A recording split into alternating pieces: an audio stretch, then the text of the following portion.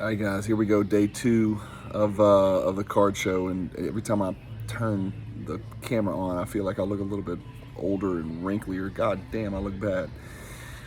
Maybe it's just early in the morning, and I haven't had a time to stretch out here. But great day, first day. I blew my entire budget, spent every single dollar I had. I'm always pretty transparent. I came up here with about 17 grand to work with. I spent 17 grand, and actually I spent it in about 20 minutes because I just happened to run across two tier one cards that I was looking for. I'll give you a hint. They're serial numbered. I'll give you a hint. There's 7 of them in existence, and not serial numbered to 7, but there's 7 different ones, and I picked up 2 of the ones that I need. More to come on that soon.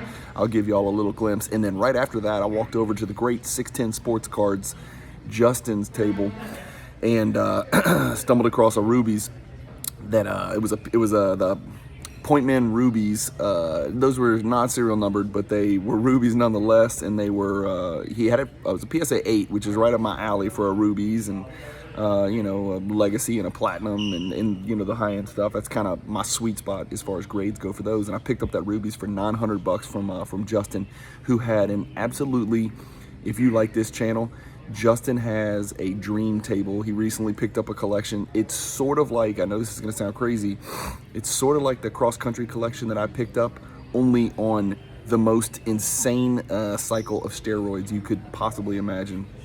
It's really, truly his showcases, and he had buku showcases. It had to be like 8, 10, 12 of them, all stacked front to back, because he had so much fire. It was the best table that I saw at the show. Again, I probably got through 20% of the showroom floor in about 3.5 hours, and I got through most of the corporate section. I had some things to do that we're going to talk a little bit more about in a second. So the first thing I had to do was hit the Fanatics Collect booth, say hello to my affiliate partners, the guys that I work with on a daily basis over at Fanatics. Then I picked up 46 monsters, which of my cards that they brought from the vault, which I'll show you guys in a second, or at least at some point during this next 3 or 4 days. Then I walked them over to Mike Baker and Associates, spent some time talking to Mike Baker and Damien over at NBA, because I'm having them look at a few of those cards. They did take a look at my Jordan, and they just did a quick free look for me, just as a favor, and he's like, not good. He handed me their jeweler's loop, and he said, look at this, and I looked at the bottom back right corner. You could never in a million years see it, but he had some weird crystal ball looking thing, and I could see it. I was like, it's not perfect. You're right, it is not perfect. He said the centering on the front of your Jordan looks really, really, really good, which is why it's got a PWCC eye appeal sticker. And we're talking about the 86 Fleer Jordan, number 57 rookie card, PSA 10. He said the front looks absolutely banging. He said there's one, you've really got to work hard, but we can't give you a sticker. And so that just gives you some idea of how tight those guys are. And maybe those stickers mean something, man. Well, I know they mean something because I watch prices, on a pretty good basis. You guys see me do the PWCC weeklies and the monthlies and the premieres, and we talk about prices on Card Ladder all the time. So you guys know those stickers mean something. But so after I got done with Mike Baker, it was time to get around and actually look for some damn cards. And so I met up with some friends. I had Cajun Jr. follow me around. He's the worst cameraman up here. And I know that's not his profession, but it's supposed to be. He's awful. And I told him he's terrible. He's got to turn the camera on. I'm not the dude who's going to walk up, see somebody that I know really well, and say, hang on, don't give me 5 yet. Don't shake my hand or hug me yet. Let me turn the camera on. That's douchey. I'm not doing that. So I missed all the good stuff. I missed half the people that I talked to because Cameron Jr. was walking around behind me complaining about his knees, and he's 23 years old. He's got no excuses. My knees and back were done. So that was day one. I'll have some more. I'll put some clips up, some more clips from day one. I'm nervous about the parking, so it's about 7:45 in the morning on day 2 here. The plan is to bounce over there probably around 10 o'clock. See if I can avoid some of the traffic issues. No issues on admission, because you got your passes. You walk in, you walk right on the floor. But getting your damn car over there, and I brought a car. Some people were asking me, should I just Uber and leave my car here? And I'm like, probably, but my car's here, and I'm gonna try to go over there around 10 o'clock, hoping that most of the traffic would have been there 8:30 and 9 when the dealers get there. When the early entry is 8:30, I think, and then 9 o'clock is like regular entry. But there is no question. Excuse me, I haven't gotten coffee. They're making it over here, so that's another reason I look and sound terrible, probably. But they I don't even remember what I was saying. I don't know. So that's where we're at on day 2. I'm planning to be there from 10 to 2.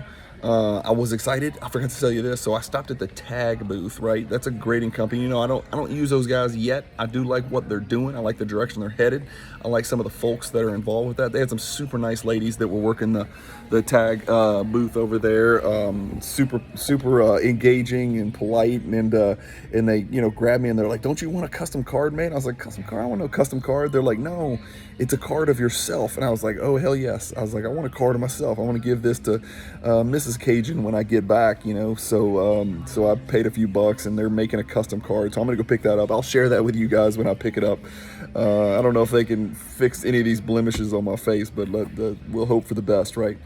3 cards, 17 grand gone. Oh, I forgot to tell you. So the good news is, the most important news, and the reason I felt so, balls free to the balls of the wall to go out and just, well, I'm not going to say it, but spend the full budget that I had was, I'm at lunch with a gentleman from Louisiana, a very reputable, known Louisiana high-end collector with deep pockets, and he's been wearing me out about buying my Scoring Kings PSA 10 set. I've got, I think, the only 1993 Scoring Kings PSA 10 set. He finally just wore me down at lunch so bad, and I was like, you know what, just fine, whatever. So he literally wrote down on a napkin. I was like, I'm not selling you the Jordan, because I'm not selling a Scoring Kings PSA 10 Jordan. I'm just not doing it. And so, and by the way, that's one of the cards that NBA has right now. So I'm keeping the Jordan. I'm selling him the other 9 Scoring Kings. We're talking about pop 5, pop 7, pop 11, pop 12 shit. So this is like pretty rare stuff, pretty hard to find stuff that I was pretty proud of.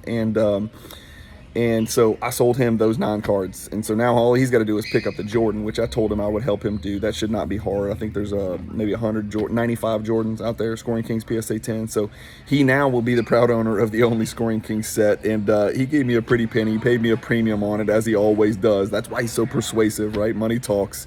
And so, I just started thinking of what I could buy with $16,000. I don't need Karl Malone. I don't need Dominique Wilkins. I don't need Larry Johnson. I don't need Alonzo Mourning. I need Michael Jordan. And so, I begrudgingly agreed to that and handed him, well, those cards are in the vault. So Tuesday, for those of you who don't know how that works, like on Tuesday, he's a Fanatics, formerly PWCC, now Fanatics Collect. He's got a vault, I've got a vault. And so on Tuesday, he'll probably drop cash at my office when we get back to Baton Rouge, Louisiana, and then he will give me what's called an ownership transfer key.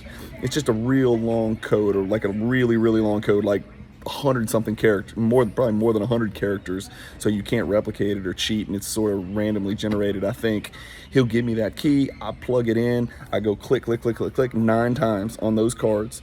I plug in his key, I go to ownership transfer, boom, it goes from my vault account to his vault account.